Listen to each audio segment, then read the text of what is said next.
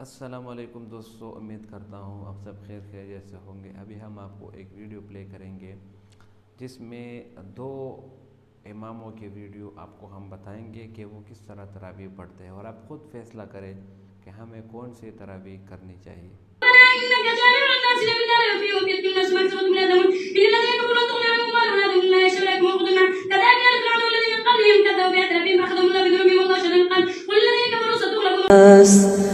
فمن تبعني فإنه مني ومن عصاني فإنك غفور رحيم.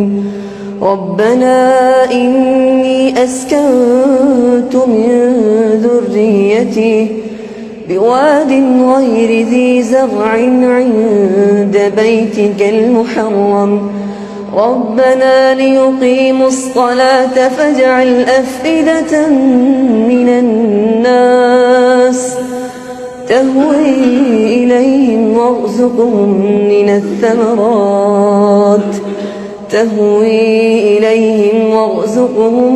الثمرات لعلهم يشكرون. خوش آمدید دوستو، امید کرتا ہوں آپ سب خیر خیریت سے ہوں گے اور ویڈیو اپنی پوری دیکھی ہوں گی۔ تو جی، آپ لوگوں نے دیکھا کہ دو قاری صاحبان تراویح پڑھا رہے ہیں۔ ایک کو ہم نام دیتے ہیں F16 اور دوسرا جو ہے نا وہ ماشاءاللہ خوب زبردست طریقے سے پڑھ رہا ہے۔ تو قرآن کے مہینے میں قرآن کی بے حرمتی نہیں کرنی چاہیے۔ آپ سب پڑھے لکھے لوگ ہیں اور آپ خود فیصلہ کریں کہ ان میں سے کون سا قرآن ٹھیک ہے۔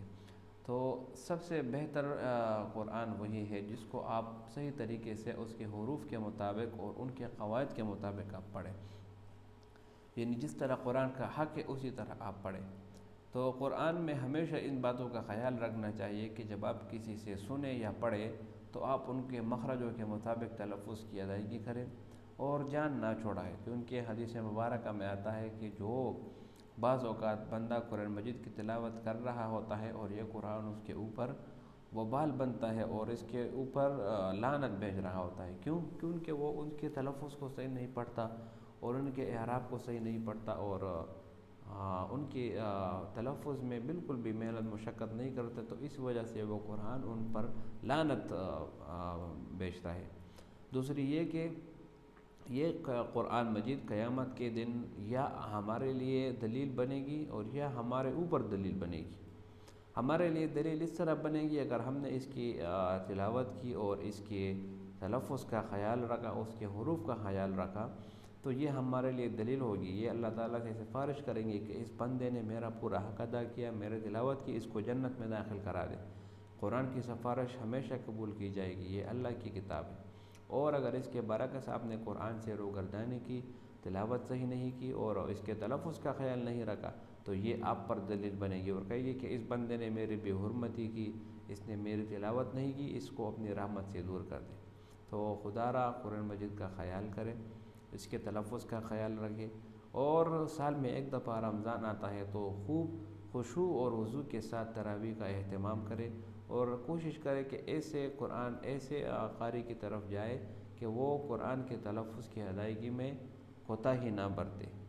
اس طرح چھوٹے چھوٹے قراء حضرات جو ہے جو پہلی دفعہ پڑھا رہے ہوتے ہیں اور سپیڈ ان کی زیادہ ہوتی ہے، تو ان سے اپنے آپ کو بچا کر رکھیں۔ امید کرتا ہوں ویڈیو آپ کو پسند آئی ہوگی۔ اگر ویڈیو آپ کو پسند آئے تو اس چینل کو سبسکرائب کریں۔ بہت شکریہ۔